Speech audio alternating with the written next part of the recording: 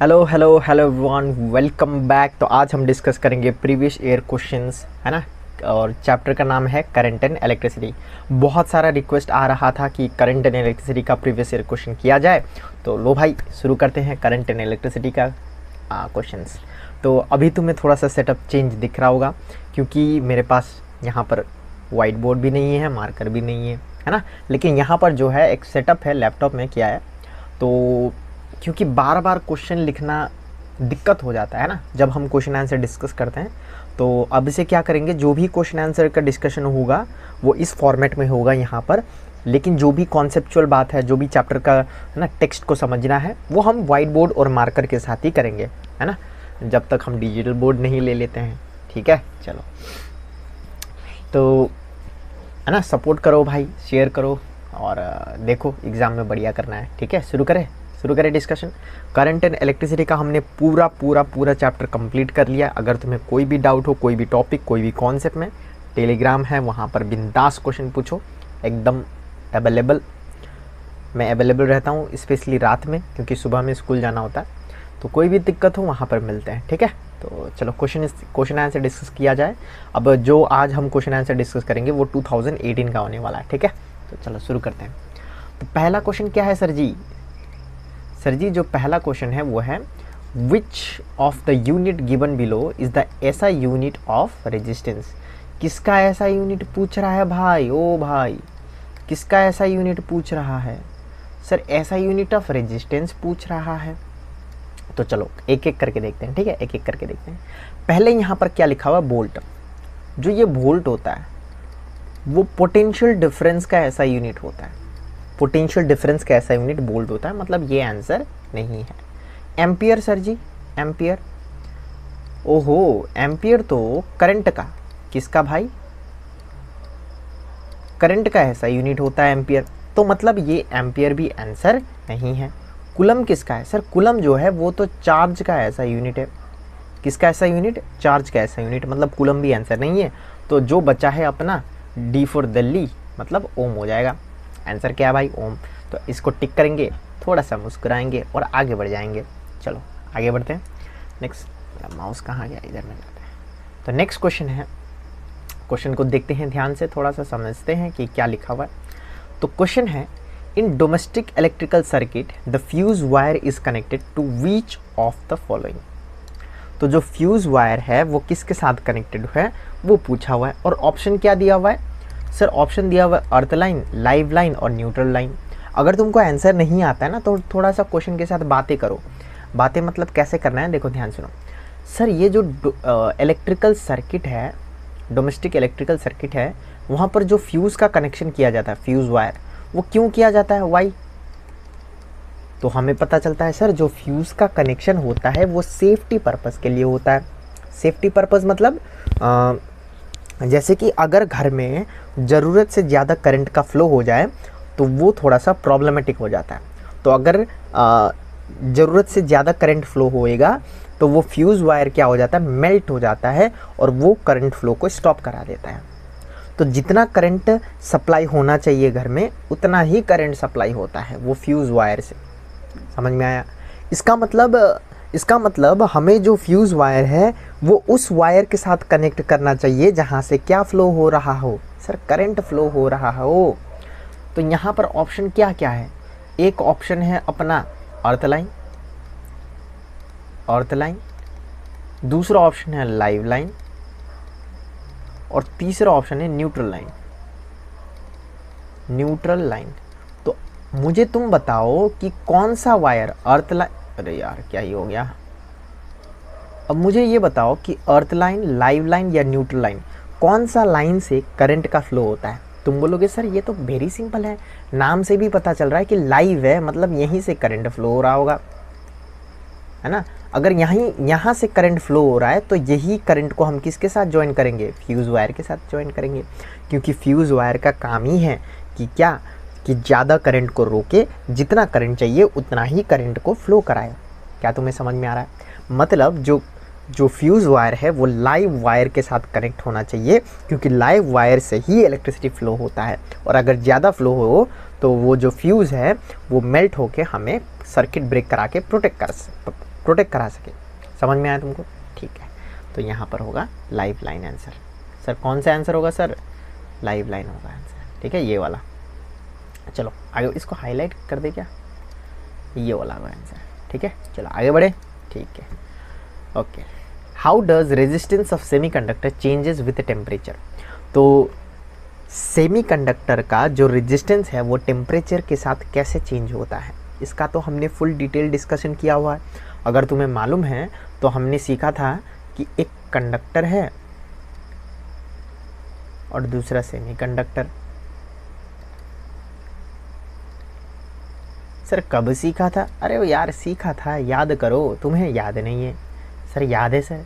हाँ मुझे याद है। मान लो कि अगर ये कंडक्टर है तो कंडक्टर में करंट का फ्लो कैसे होता है? सर हमने पढ़ा था कि करंट का फ्लो दो ही वजह से हो सकता है। एक हो सके कि उसके पास फ्री इलेक्ट्रॉन हो, या फिर दूसरा उसके पास फ्री आयंस। क्या हमें ये आता है? हाँ सर आता है।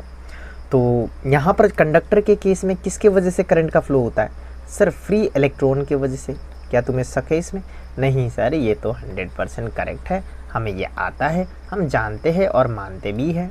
ठीक है, तो इलेक्ट्रॉन का फ्लो अगर इस डायरेक्शन में होगा, करंट का फ्लो अगर इस डायरेक्शन में, सॉरी इलेक्ट्रॉन का फ्लो अगर इस डायरेक्शन में होगा तो करंट का फ्लो इस डायरेक्शन में होगा, इसमें कोई शक वाली बात नहीं है। लेकिन अगर मैं यहाँ पर टेम्परेचर इंक्रीज कर दूँ ना, तो टेम्परेचर इंक्रीज करने पर kinetic energy of matter increase हो जाता है। तो काइनेटिक एनर्जी इंक्रीज होने के कारण ये जो इलेक्ट्रॉन है, क्या एक ही इलेक्ट्रॉन होता है? नहीं सर, बहुत सारा इलेक्ट्रॉन। तो वो जो बहुत सारा इलेक्ट्रॉन है एक दूसरे के साथ कोलाइड कर जाते हैं और कोलिजन के चक्कर में easily transfer one place to another होना मुश्किल हो जाता है। तो अगर इलेक्ट्रॉन का फ्लो में डिस्टर्बेंस आएगा तो ऑब्वियसली करंट का फ्लो में भी डिस्टर्बेंस आएगा।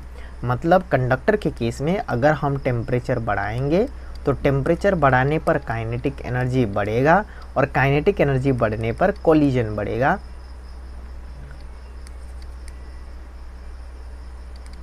और अगर कोलिजन बढ़ेगा, कोलिजन बढ़ने पर क्या होता है? सर जी कोलिजन बढ़ने पर ना, सर जी कोलिजन बढ़ने पर क्या होएगा? इलेक्ट्रॉन्स का फ्लो में गिरावट होएगा। और जब इलेक्ट्रॉन्स का फ्लो में गिरावट होएगा तो करंट फ्लो में भी प्रॉब्लम होएगा। तो इसकी वजह से क्या होगा? करंट फ्लो भी कम हो जाएगा। और करंट फ्लो होना ही इसका मतलब है कि रेजिस्टेंस इंक्रीज होना। मतलब टेम्परेचर बढ़ाने पर रेजिस्टेंस क्या हो रहा है? यहाँ पर बढ़ जा रहा है। क्या इतना याद हो जाएगा? अरे बोलो भाई, क्या इतना हमको याद हो जाएगा? हाँ सर याद हो जाएगा, बहुत ही मज़े से याद हो जाएगा। और सेमीकंडक्टर में क्या होता है सर? उसका उल्टा होता है, उल्टा, ऑपोजिट टू कंडक्टर, बस। और इसका जो रीज़न है वो अभी सिलेबस में नहीं है, लेकिन लेक्चर में मैंने बता दिया था कि ऐसा क्यों होता है ना, लेकिन उतना जानना नहीं है तुमको। ठीक है, तो ऑपोजिट मतलब क्या? अगर हम टेम्परेचर को बढ़ाएंगे तो रेजिस्टेंस जो है वो कम हो जाएगा। यही लिखा हुआ है देखो, रेजिस्टेंस ऑफ अ सेमीकंडक्टर क्या होएगा? डिक्रीज होएगा। कब? With increase in temperature. जब हम टेम्परेचर को बढ़ाएंगे तो रेजिस्टेंस डिक्रीज होएगा। और यही हमने यहाँ पर भी पढ़ा है कि नहीं पढ़ा? पढ़ा सर, क्यों नहीं पढ़ा? तो शायद तुमको ये समझ में आया होगा। मज़े से बात है, एक बार देख लो कि हमको क्या लिखना है। वो है very simple, the resistance of a semiconductor decreases with increase in temperature. ठीक है, आगे बढ़े। चलो दूसरा क्या टॉपिक है, मतलब टॉपिक क्या ही बोल रहा हूँ मैं। दूसरा क्वेश्चन है अपना very simple, states Lenz law related to electromagnetic induction. तो इलेक्ट्रोमैग्नेटिक इंडक्शन में अगर तुम्हें पता हो तो हमने दो लॉ सीखा था। एक फैराडे अंकल का लॉ था, फैराडेज लॉ, है ना, और दूसरा क्या था? यही लेंज लॉ, है ना। और फैराडे का कितना लॉ था बताओ? सर दो लॉ था, एक फर्स्ट लॉ था और फिर उसके बाद फिर सेकेंड लॉ था। और लेंज लॉ का तो एक ही लॉ है, उसी को लिखने के लिए बोला गया है। चलो एक बार क्विकली बात कर लेते हैं कि फैराडे जो अंकल है उसने हमको क्या कहा था, उन्होंने हमको क्या कहा था। ठीक है, अगर तुम्हें पता हो कि इलेक्ट्रोमैग्नेटिक इंडक्शन में हम क्या पढ़ते हैं, इलेक्ट्रोमैग्नेटिक इंडक्शन में हम लोग बेसिकली पढ़ते हैं कि कैसे मैग्नेट के हेल्प से हम लोग क्या करें? इलेक्ट्रिसिटी को क्या करें? प्रोड्यूस कर सकते हैं, करंट को कैसे हम लोग प्रोड्यूस कर सकते हैं, वही हम पढ़ते हैं इलेक्ट्रोमैग्नेटिक इंडक्शन में। अगर तुम्हें याद हो तो फैराडे ने बोला था कि अगर हम मैग्नेट को मूव करेंगे आगे पीछे आगे पीछे आगे पीछे इन अ क्लोज कंडक्टर तो इंड्यूस्ड हो जाता है करंट, करंट इंड्यूस्ड हो जाता है। याद है तुमको? हाँ सर, आपने कुछ ऐसा डायग्राम बनाया था, हमें याद है कि यहाँ पर आपने एक क्लोज कंडक्टर बनाया हुआ था और यहाँ पर मैग्नेट, है ना, इधर में नॉर्थ पोल साउथ पोल या साउथ पोल नॉर्थ पोल, कहीं पर भी हो, कोई दिक्कत वाली बात नहीं है। और अगर हम इसको आगे पीछे मूव कराएंगे, आगे पीछे मूव कराएंगे तो यहाँ पर जो क्लोज कंडक्टर है यहाँ पर क्या हो जाता है, करंट फ्लो होने लगता है, मतलब करंट इंड्यूस्ड हो जाता है। क्या हमने ये सीखा था? हाँ सर, सीखा हुआ था। और फर्स्ट लॉ में यही कहा था फैराडे ने कि on changing magnetic flux, first law में क्या कहा था, फर्स्ट लॉ में क्या कहा था, जब हम मैग्नेटिक फ्लक्स को चेंज करते हैं तो ईएमएफ इंड्यूस्ड हो जाता है। दूसरा लॉ में बोला था कि जितना जल्दी हम मैग्नेटिक फ्लक्स को चेंज करते हैं उतना जल्दी ईएमएफ इंड्यूस्ड होता है, मतलब rate of change of magnetic flux is directly proportional to the magnitude of induced current, है ना। और लेंज लॉ ने क्या बताया था, इसने बताया था डायरेक्शन ऑफ इंड्यूस्ड करंट, तो करंट का डायरेक्शन बताया था लेंज लॉ ने। जब हमने, याद है तुमको, मैंने बताया था कि जब हमने फैराडे से पूछा, फैराडे भाई तुमने तो बता दिया है कि जो मैग्नेट है अगर हम उसको आगे पीछे करें, मतलब जब हम मैग्नेटिक फ्लक्स को चेंज करेंगे तो करंट प्रोड्यूस हो जाएगा। लेकिन जब हमने उससे पूछा कि भाई बता दो कि डायरेक्शन क्या होगा, डायरेक्शन, करंट का डायरेक्शन किधर होगा, तो वो बोल रहा था कि हमने क्या है ना, चूल्हा में चाय रखा हुआ है, उबल के गिर जाएगा तो हम देखने जाते हैं, ऐसा कुछ बहाना बना के भाग गया था। याद है तुमको? हाँ याद है ना। तो चलो लिख लेते हैं, फिर हम ज़्यादा ही बातें करने लग जाते हैं ना, तो फटाफट करके हम लोग इसका डेफिनेशन लिख लेते हैं। चलो ठीक है, तो Lenz law of electromagnetic induction states that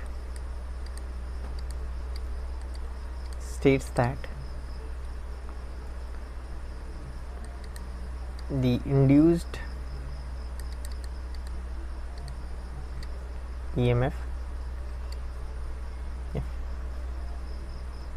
या फिर हम करें state that the direction of induced EMF or induced current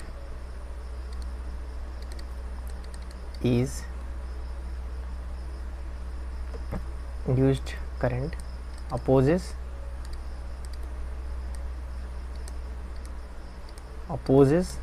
the very cause which produce it, ठीक है।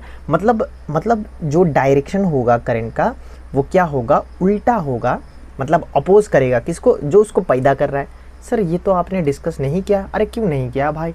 जैसे कि अगर ये क्लोज कंडक्टर है, ये मैग्नेट है और ये नॉर्थ पोल है, अगर मैं इसको पास में लेके जाऊं तो यहाँ पर क्या होगा, अरे हम मैं पास में लेके जा रहा हूँ तो मैग्नेटिक फ्लक्स चेंज होएगा, तो मैग्नेटिक फ्लक्स चेंज होने पर करंट इंड्यूस होएगा, और वो जो करंट इंड्यूस्ड हुआ है उसका डायरेक्शन कैसा होगा, ऐसा होगा जो इसको अपोज करे। सर किसको? यहाँ पर जो करंट इंड्यूस होगा वो कैसा होगा, ऐसा होगा जो इसको अपोज करे। तो नॉर्थ को कौन अपोज करेगा? सर नॉर्थ को तो नॉर्थ ही अपोज करेगा, नॉर्थ पोल रिपेल करता है, तो नॉर्थ पोल का डायरेक्शन इस तरफ होगा तो करंट इस तरफ इंड्यूस होएगा। समझ रहे हो क्या? तो नॉर्थ इसको अपोज करेगा, अपोज, ठीक है, समझ में आया? तो Lenz law of electromagnetic induction states that the direction of induced EMF और induced current opposes the very cause which produce it, मतलब उसी को अपोज करेगा जो उसको प्रोड्यूस करा रहा है। तो लेंज लॉ का मैंने एकदम डिटेल में डिस्कशन किया हुआ है, तुम जाके देख लेना उसको, ठीक है। चलो, right Joule's law related to heating effect of current. तो अब हमको यहाँ पर बात करना है हीटिंग इफेक्ट ऑफ करंट के बारे में।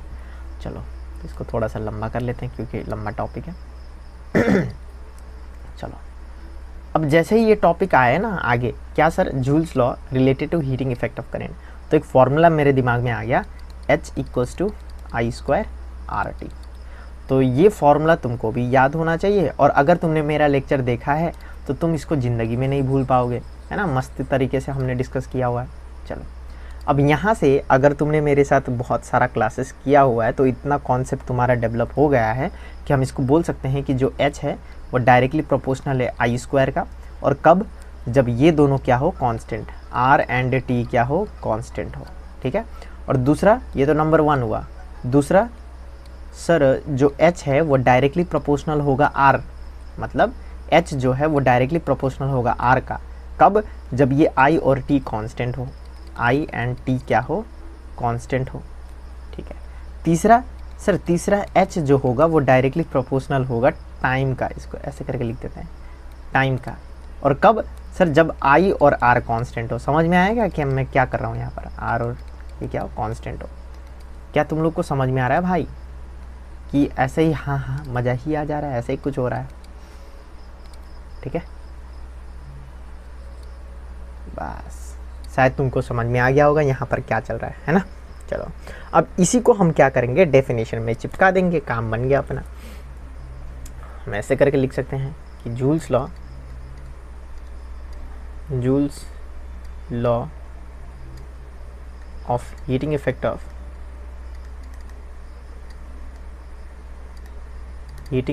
current states that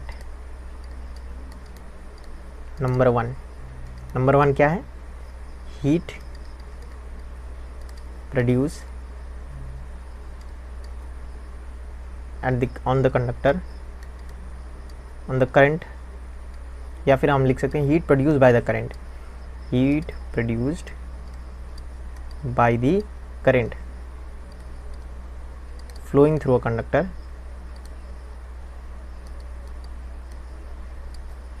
flowing through the conductor is, देखो ध्यान सुनो, बहुत ही बढ़िया तरीके से लिखा रहा हूँ, ठीक है ना। यहाँ पर क्या लिखा हुआ है, हीट प्रोड्यूस्ड, मतलब जो हीट है जो प्रोड्यूस्ड हुआ है, कैसे प्रोड्यूस्ड हुआ है, by current flowing through the conductor, by the current flowing through the conductor is directly proportional to the square of current flowing through it। अरे यार, जो हीट प्रोड्यूस्ड है वो किसका डायरेक्टली प्रोपोर्शनल है, square of the current flowing through it when R and T is constant, when resistance of conductor and time for which current is being flown, इसको थोड़ा नीचे कर लेते हैं, for which current is being flown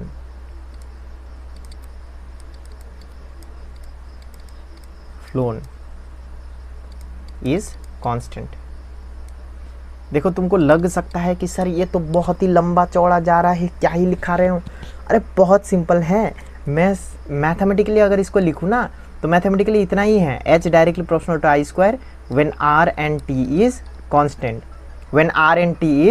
constant, ठीक है।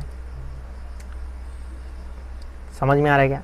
लेकिन जब हम इसको लिखते हैं तो लंबा चौड़ा हो जाता है। देखो कैसे, हीट प्रोड्यूस्ड, H मतलब क्या है, heat produced by the current flowing through the conductor is directly proportional to the square of the current flowing through it when resistance and time for which current flowing through a conductor is constant। तो mathematically इतना simply हो जाता है, लेकिन जब हम sentence लिखते हैं तो थोड़ा लंबा जाता है, ठीक है। समझ में आ रहा है क्या, ठीक है। तो 1 हो गया, अब और 2 लिखना है, कि नहीं लिखना है, सर लिखना है सर, तो इसको नीचे कर लेते हैं। 2 नंबर में क्या है सर, 2 नंबर में जो है हमको क्या लिखना है, 2 नंबर को हमने ये लिखना है कि H is directly proportional to I, तो हम लिख सकते हैं heat produce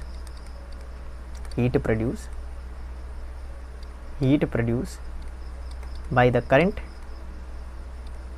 flowing through the conductor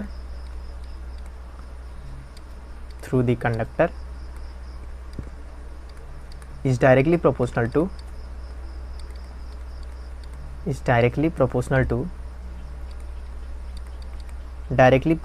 to कौन भाई, डायरेक्टली प्रोपोर्शनल टू कौन, resistance, directly proportional to resistance of the conductor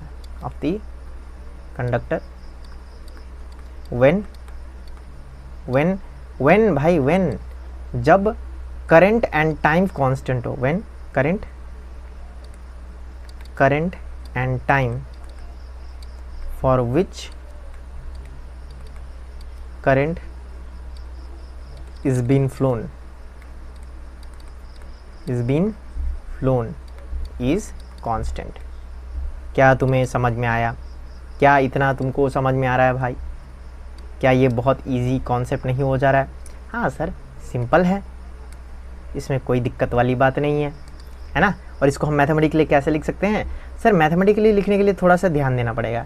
heat produce by the current मतलब H, है ना, heat produce by the current मतलब H, flowing through the conductor directly proportional मतलब directly proportional, उसके बाद directly proportional to the resistance मतलब directly proportional to the resistance when current and time for which current is been flowing is constant मतलब I and T क्या हो, constant हो।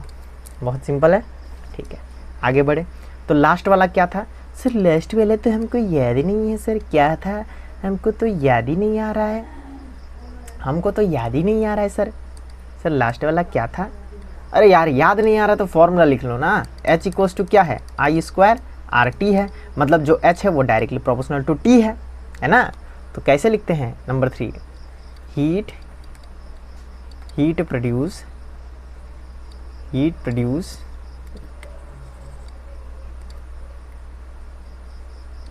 Produced by the current flowing through the conductor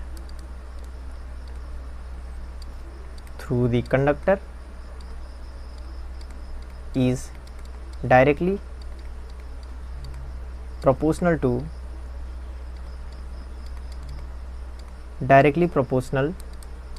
to the time for which current is being flown है ना। when अरे कब? जब I और R कांस्टेंट हो, when current and resistance of the conductor is constant। ठीक है, समझ में आया? बहुत सिंपल है ना। अगर तुमको एकदम बेसिकली लॉजिकली समझना है तो एक बार मेरा लेक्चर देख लो, वहाँ पर एकदम डिटेल में तुमको एक्सप्लेन किया हुआ है, ठीक है। तो इसको उठा के यहाँ चिपका देता हूँ, इसको उठा के यहाँ चिपका देता हूँ, लेकिन ये तो गलत है, चलो हटा दो इसको। क्या लिखना है? H जो है वो डायरेक्टली प्रोपोर्शनल है T, है ना, when I and R are constant। ठीक है, कितना टाइम हो गया? आधा घंटा होने वाला है, लेक्चर ख़त्म नहीं हो रहा है। चलो ये 2 क्वेश्चन हम बाद में करते हैं, ठीक है, क्योंकि अभी टाइम नहीं। चलो इसको डिस्कस कर लेते हैं एक बार, ठीक है, आधा घंटा हो जाएगा, ठीक, ज़्यादा नहीं कर सकते हैं recording. Calculate the equivalent resistance when a wire of resistance 10 ohm is divided into equal parts and connected in parallel combination। तो हमको क्या बोला है क्वेश्चन में? हमको बोला है कि इक्विवेलेंट रेजिस्टेंस को फाइंड करो। इक्विवेलेंट रेजिस्टेंस मतलब हम क्या बोलते हैं सर? इक्विवेलेंट रेजिस्टेंस मतलब आर ई क्यू फाइंड करना है। ये नहीं दिख रहा है, चलिए आर ई क्यू फाइंड करना है। क्या फाइंड करना है? R E Q. When wire of resistance 10 ओम मतलब 10 ओम का वायर था, उसको हमने क्या किया है? डिवाइड किया है 2 पार्ट में। अब थोड़ा सा दिमाग लगाओ, अगर मेरे पास वायर है जिसका टोटल रेजिस्टेंस 10 ओम है, और अगर मैं इसको डिवाइड कर दूँ 2 पार्ट्स में, तो अगर 2 पार्ट्स में डिवाइड कर दूँ तो एक का रेजिस्टेंस 5 ओम होगा, दूसरा का रेजिस्टेंस 5 ओम होगा। अरे होगा कि नहीं होगा भाई, समझ में आ रहा है क्या तुमको? क्या तुमको ये समझ में आ रहा है? अगर मेरा पास एक लंबा वायर है जिसका रेजिस्टेंस है 10 ओम, अगर मैं उसको बीच में से डिवाइड कर दूं तो एक वायर का रेजिस्टेंस होगा 5 ओम, दूसरा वायर का रेजिस्टेंस होगा 5 ओम, क्योंकि इक्वली डिवाइड किया है ना बीच में से। और उस वायर को हम पैरेलली कनेक्ट कर रहे हैं। अब क्या कर रहे हैं? Parallelly connect. तो पैरेलली कनेक्ट मतलब एक ऊपर में कनेक्ट करते हैं, एक नीचे में कनेक्ट करते हैं। पैरेलली कनेक्ट कर दिया है 2 वायर को। क्या तुम्हें ये समझ में आ रहा है? और हमको ये पूछ रहा है कि कनेक्टेड पैरेलल हो गया तो उसका REQ बताओ।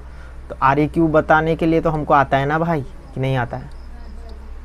तो अगर ये एक पॉइंट है A, ये पॉइंट है B, तो यहाँ पर जो रेजिस्टेंस होगा, इक्विवेलेंट रेजिस्टेंस कितना होगा? तो हमें पता है पैरेलल में फॉर्मूला होता है 1/REQ is equal to 1/R1 plus 1/R2। क्या तुमको आता है ये? हाँ सर आता है। तो अगर आता है तो लगाओ भाई फॉर्मूला, काहे कचर पचर चपर चपर कर रहे हो? 1/REQ is equal to 1/R1 कितना है सर? ऊपर का भी 5 ओम, नीचे का भी 5 ओम। अभी तो बताया था कि 10 ओम का वायर है, उसको बीच में से डिवाइड किया हुआ है ना? तो यहाँ पर R1 भी 5 आएगा और R2 भी 5 आएगा। अब बस इसको मैथमेटिकली सॉल्व करना है, अपना काम बन गया। ठीक है, इसमें कोई बड़ी बातचीत इंडस्ट्री के लोगों से इसमें कोई बड़ी बात नहीं है भाई। ठीक है, करते हैं। तो इसमें एलसीएम क्या होगा सर? 5 हो गया एलसीएम। अरे टेढ़ा काहे हो जा रहा है लाइन, हैंग कर रहा है भाई कंप्यूटर। चलो 5, ये 5 है तो ये 1 होगा, ये भी 1 होगा। अरे एलसीएम तो आता है ना भाई, क्लास 10 में पढ़ते हो। हाँ सर आता है, आगे बढ़िए। तो 1/REQ जो होगा वो 2/5 होगा, और जब हम इसको रेसिप्रोकल करते हैं तो REQ जो होगा वो 5/2 होगा, मतलब 2 2 जब 4.5। तो आंसर होएगा REQ इज इक्वल टू 2.5 ओम। ठीक है, क्या तुम्हें ये समझ में आया? है सर, एकदम ही समझ में आ गया, मज़ा ही आ गया सर जी। ठीक है, चलो अगर तुमको समझ में आया तो एकदम बढ़िया है, अगर नहीं समझ में आया तो भी एकदम ठीक ही है। चलो भाई, क्या ही कर सकते हैं, है ना? चलो, थैंक यू गाइस।